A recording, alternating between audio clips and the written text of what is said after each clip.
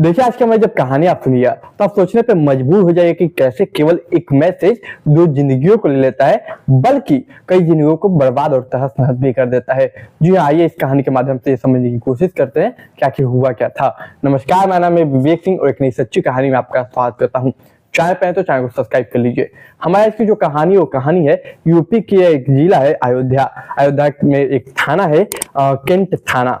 Cantt थाना के अंतर्गत आने वाला एक जगह शहादतगंज। इसी शहादतगंज में एक इलाका लगता है मुरावन टोला। तारीख है 9 मार्च साल 2025।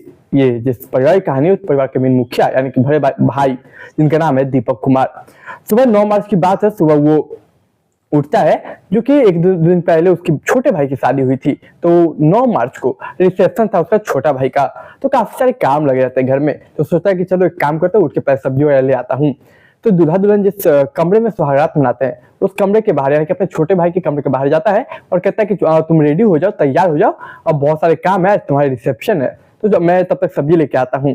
वो कह के ये बात निकल जाता है। ये सुबह तकरीबन कहते हैं 7 बजे, ये बात 6 बजे, माफ किया, 6 बजे सुबह ये बात कह के वो बड़ा भाई यानी कि दीपक कुमार निकल जाता है। निकलने के बाद समय गुजरता है, लगभग 7 बज जाते हैं। घर की महिलाएं भी उठ गई थी क्योंकि उनको भी काफी सारे काम थे, काफी सारा बंदोबस्त करना था क्योंकि आज उनके घर में के लड़के का रिसेप्शन था, काफी सारे काम होते हैं। तो लगभग 7 घंटा बीतता है, जब उठ के नहीं आता तो महिलाएं घर की बोलती है कि बेटा, माँ बोलती है बेटा, बहनें बोलती भैया जल्दी से तैयार होकर बाहर आ जाओ, हमें बहुत सारे काम है, बहुत सारे काम आपको भी करने होंगे। फिर इसके बाद तमाम जो महिलाएं घर में होती है वो आपस में कानाफूसी करती है, हंसी मजाक करती है कि लगा कि कुछ ज्यादा ही खुश है अपनी शादी से और बीवी को छोड़ नहीं रहा है। इस तरह की महिलाएं कुछ अपनी बातें करती हैं। वक्त गुजरता है, लगभग 7:30 बज जाते हैं। काफी समय हो गया, अब तक दूल्हा और ना ही दुल्हन कोई कमरे से बाहर नहीं आया। इसी बीच एक लड़की होती है, वो दूल्हा दुल्हन के कमरे में झांकने की कोशिश करती है कि आखिर दोनों कर क्या रहे हैं। खिड़की होता है, खिड़की से झांकने की कोशिश करती लड़की और जो दृश्य देखती वो दंग रह जाती। देखती कि दुल्हन जो है वो मतलब शौक हालत में बैठी हुई है और जो दूल्हा है वो फांसी के फंदे से लटका हुआ है। वो देखते ही फौरन वो उसके मुंह से चीखें निकल जाती। जब चीखें निकलती तो अचानक सभी महिलाएं घर की जो भी मौजूद थे वो शौक रहता है कि कोई चीख क्यों रहा है। फौरन वो लोग जब जाके देखते तो शौक हो जाते हैं। मतलब कि वो जो दूल्हा था जिसका नाम प्रदीप था, प्रदीप कुमार, वो मरा पड़ा। उसकी दुल्हन जिसका नाम शिवानी था जो केवल 22-23 साल की थी, वो भी मर चुकी है।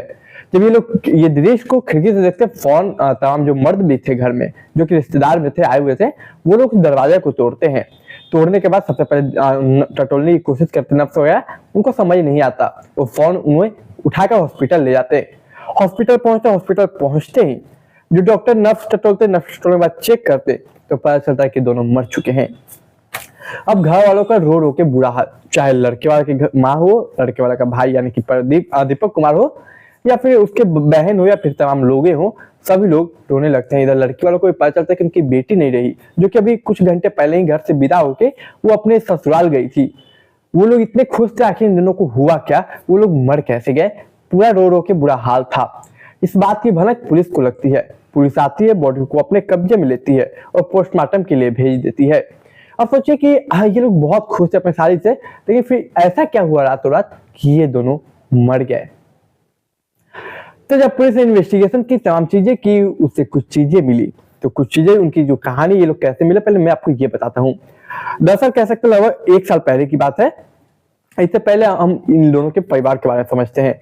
तो जो एक लड़की थी शिवानी नाम की, जो कि केवल 22 साल की थी। उनके पिता का नाम था मंटू राम पासवान उनके पिता का नाम था, जो कि खड़ासा के थे। इनके घर में एक भाई और एक बहन था। मतलब कि ये लड़की जो थी शिवानी, वो अपने घर में सबसे बड़ी थी, इनसे छोटा एक भाई और इससे छोटा एक बहन। तो होता क्या है कि ये लोग एक कार्यक्रम में लगभग 1 साल पहले गए हुए थे। इधर लड़के की बात करूं, यानी कि जो मरा उसका नाम था प्रदीप कुमार, उसके पिता का नाम भड़र, जो कि लगभग 20 साल पहले मर चुके थे किसी एक्सीडेंट में।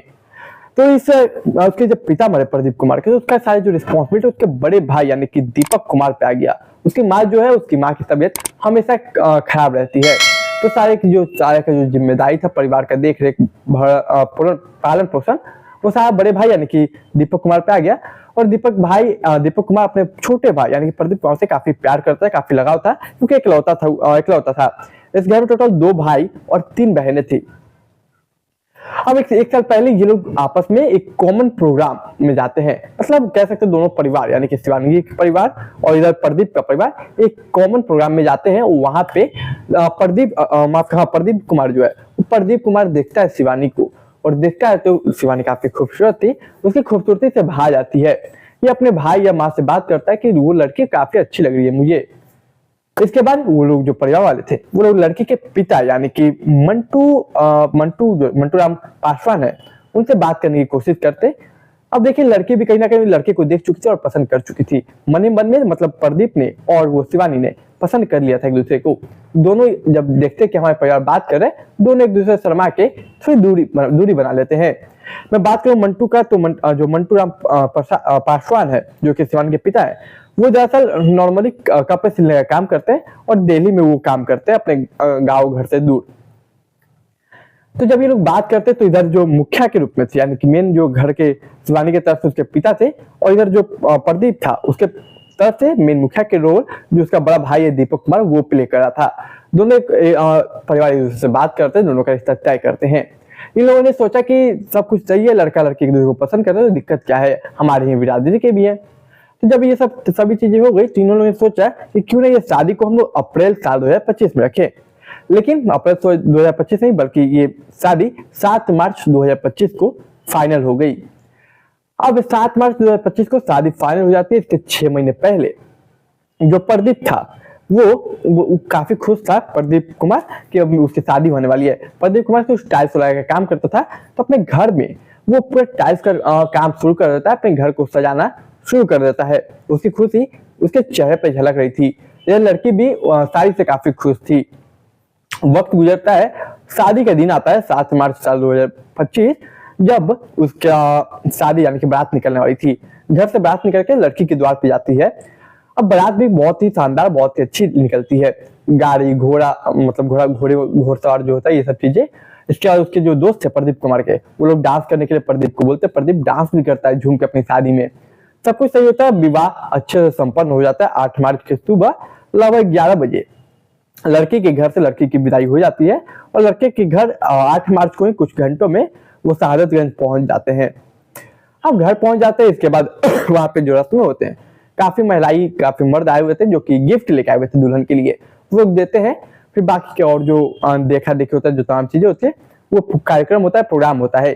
तकरीबन रात को 11 बजे सभी घर की जो महिलाएं होती हैं, वो लोग गीत गाती हैं, शादी ब्याह में जो गीतें होती हैं।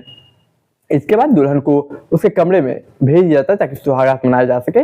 पीछे पीछे दूल्हा यानी कि प्रदीप कुमार भी चला जाता है। तकरीबन ये लोग 11 बजे रूम में जाते हैं।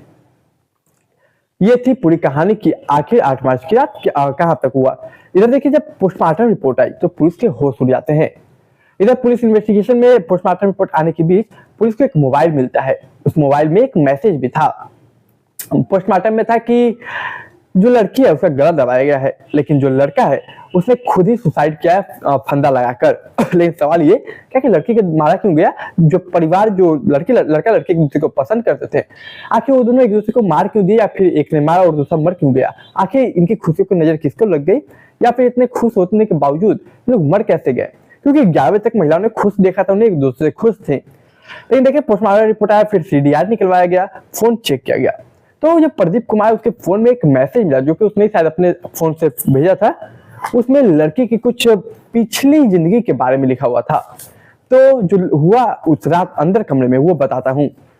तो 11 बजे वो लोग अंदर गए।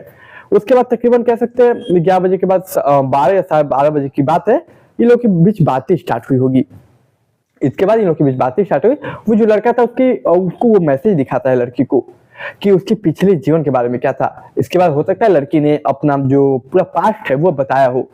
इन लोगों का तकरीबन 12:30 से लेकर 3 बजे तक इन लोगों के बीच बातचीत चली, क्योंकि पोस्टमार्टम रिपोर्ट के साथ साथ 3 बजे सुबह मरी है लड़की, और लड़का आई थिंक समथिंग लाइक 2 बजे या 3 बजे लड़की मरी। उसके एक घंटे के अंदर बाद, मतलब 1 घंटे बाद लड़का मर गया। तो 2-3 बजे लड़की का गला दबा के उसने मार दिया। तो हुआ क्या हुआ कि लड़की जो है वो अपना जीवन बताई होगी, या फिर लड़का सब सबूत दिखाया हो कि कौन लड़का है जो मुझे कांटेक्ट करके ऐसे बातें बताया तुम्हें, और ये रहा पूरा जिंदगी तुम्हारा पास्ट। इन दोनों पे लड़का लड़की के बीच बहस हुआ। लड़के ने जो यानी कि प्रदीप कुमार ने अपनी पत्नी का गला दबा के हत्या कर दिया। तो केवल 1 घंटा बीता तो उसे रियलाइज हुआ, उसे एहसास हुआ कि उसने बहुत ज्यादा शायद गलत कर दिया। इसके बाद वो अपनी जान ले लेता सुसाइड करके। देखिए कैसे एक मैसेज ने केवल 2 जिंदगियां ले ली। ये लोग चाहते तो बात करके मामलों को सुलझाया जा सकता था, और भी कई चीजें थी या फिर अलग भी हो सकते थे, लेकिन उसके प्रदीप के ऊपर उस वक्त क्या चढ़ गया था दिमाग में, उसने उसकी भी जान ले ली। और जब रियलाइज हुआ 1 घंटे बाद तो उसने खुद की जान ले ली। जब ये मामला बाहर आया तो सभी लोग जानना चाहते थे आखिर ऐसा उस रात क्या हुआ कि सुहागरात मनाने गए और सुबह मर के वापस आए। मतलब वापस क्या मतलब मर गए। वो तो सुबह 6 बजे उसका भाई जो बड़ा भाई दीपक कुमार था वो बोलता है सब्जी लेने जाता है, तब जाके वो पहला आहार देता है, डोर नॉक करता है। जब 1.5 घंटे में नहीं खुलता तब जाके एक लड़की झांकने की कोशिश करती, तब ये सामने आता। तो बताइए आपको आपकी इस कहानी पे क्या राय है। आप अपनी राय विचारधारा कमेंट बॉक्स में जरूर रखिएगा। मैं अक्सर सच्ची घटना पर आधारित क्राइम स्टोरी लाता हूं, तो चैनल को सब्सक्राइब कीजिए, वीडियो को लाइक कीजिए, अपने दोस्त रिश्तेदार परिवार के साथ शेयर कीजिए। मैं मिलूंगा एक नई कहानी में, तब तक के लिए आप मुझे इजाजत दीजिए।